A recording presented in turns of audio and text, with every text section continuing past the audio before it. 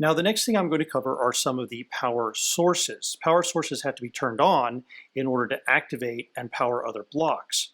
There are a good number of them, but I'm going to present just a few basic categories here. The first category is a kind of power source that has to be attached to other blocks, and these include things like switches and buttons and pressure plates.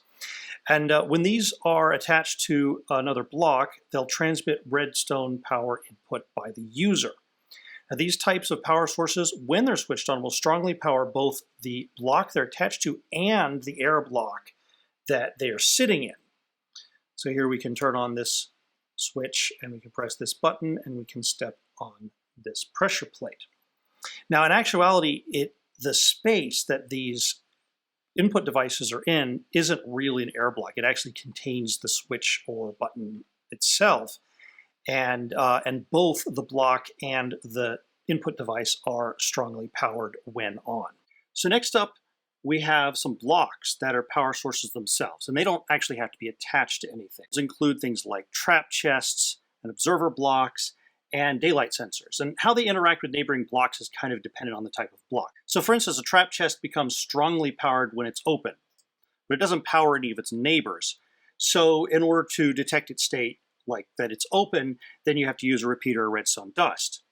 On the other hand, the observer block has a different behavior. So when it sees that a block state changes in front of it, it doesn't become powered itself. So you can't, for instance, detect the state of the observer by attaching a repeater to its side. When an observer block sees a block state change, it sends a signal out of its back, and that signal actually strongly powers any block attached to its back.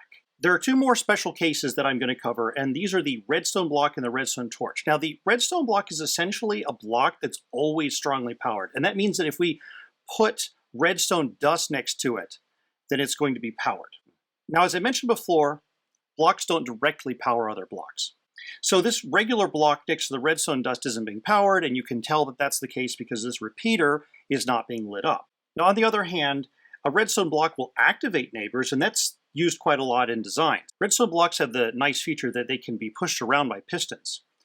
So they can be pushed up against blocks that need to be activated and against repeaters, or for that matter, redstone dust if you want to send a signal that's created when the block is moved.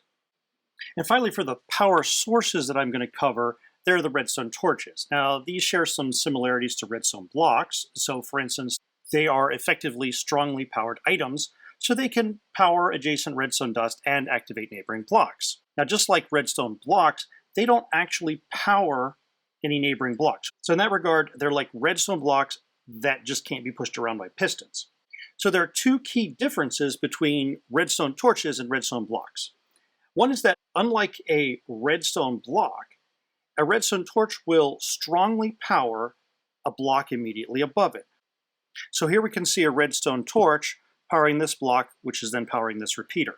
The other difference is that if the block that the torch is attached to, like this block here, is itself being powered, then it will turn off the redstone torch. And this mechanic provides us with our most primitive digital logic gate in Minecraft, the inverter.